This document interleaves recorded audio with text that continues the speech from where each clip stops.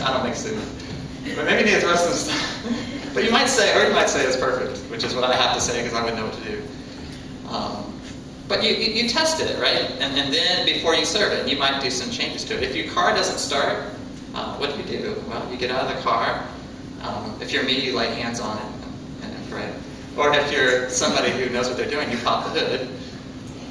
I could pop the hood and then call Rick or Tyler to come over and look at it. So, but what you're doing is you pop the hood and you say, well, why isn't it starting? And you look for what's wrong under the hood and you fix it. Okay? If you're doing a Sudoku puzzle, I don't know why anybody does those, but if you're doing a Sudoku puzzle and you have 2 8s in the same column, what do? Well, you say, man, why did I do this in pen? But then the next thing you do is you have to start erasing, right?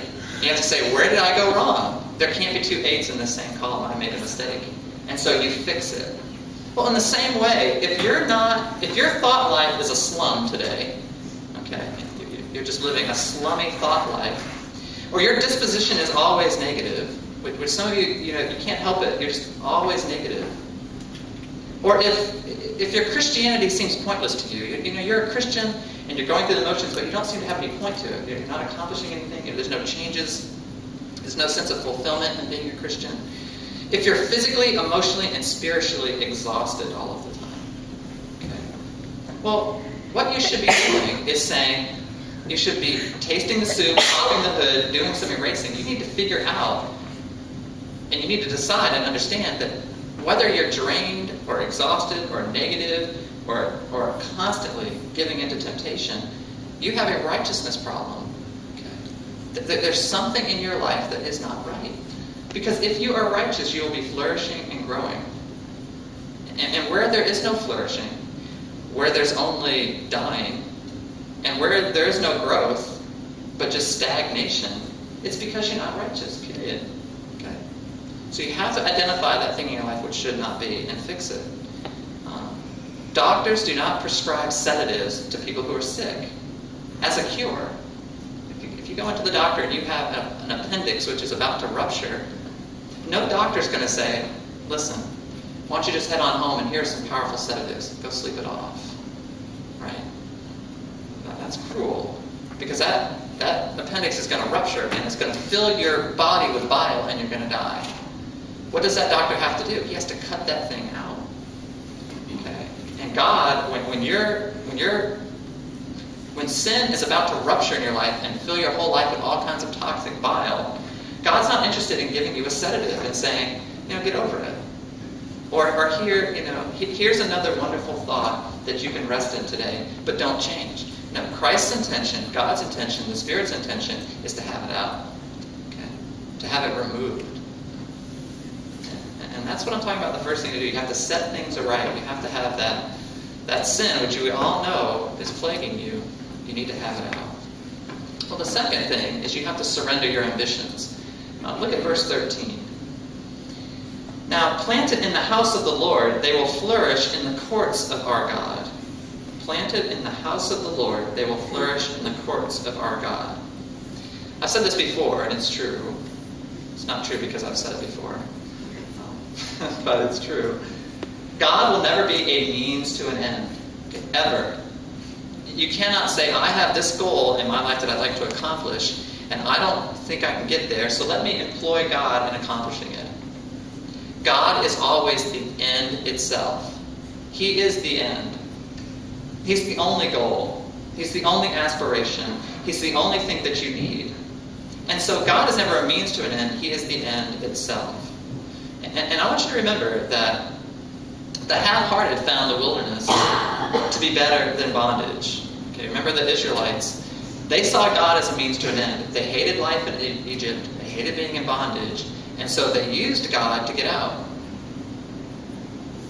To get across the Red Sea. But what they found across the Red Sea was that while they were out of bondage, they weren't interested in doing what God wanted them to do. They weren't really interested in the law. They weren't interested in Him as a leader and in accomplishing His kingdom on earth. So what did they do? They said, you know what? Let's go back to Egypt.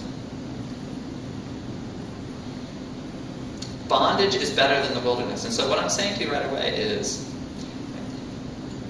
if if you're not interested in living for God's glory, you shouldn't be adorning His courts, because He's not going to plant. God is not a nursery. If you go to Green Thumb is planting all kinds of flowers and trees over there and watering them and taking care of them.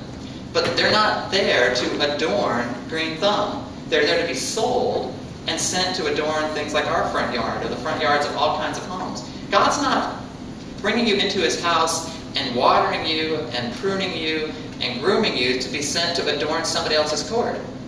Okay? The only reason He's bringing you in and watering you and attending to you is because He wants you to adorn His court. He's not a nursery. We think of it that way. So listen, if you're not interested in adorning His courts, if you're not interested in being planted in His house, then you really should just quit. Okay?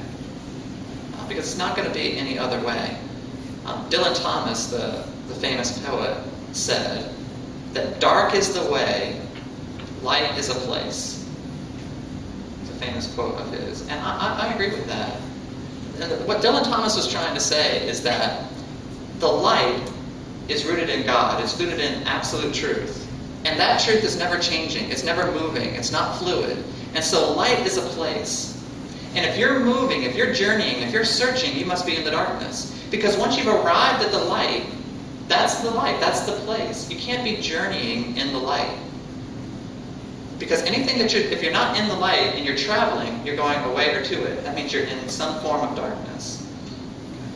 And then the point I want to make from that is the one who is searching is in darkness. The one who has found is in the light. And for those of you who have found, who have claimed Christ, okay, and found contentment in Him, you should be planted in Him. I mean, if you really believe in Jesus Christ as your Lord and Savior, and you really believe in God, and you've really fallen in love with Him, why would you want to be moving around? Wouldn't you just want to be planted in His house and be in His court and give Him glory for the rest of your life? I would. I'm not searching for anything anymore. I found it. And so the next thing you have to understand to being righteous is you have to surrender those ambitions. And remember, ambition's a tricky thing. It's a tricky trait.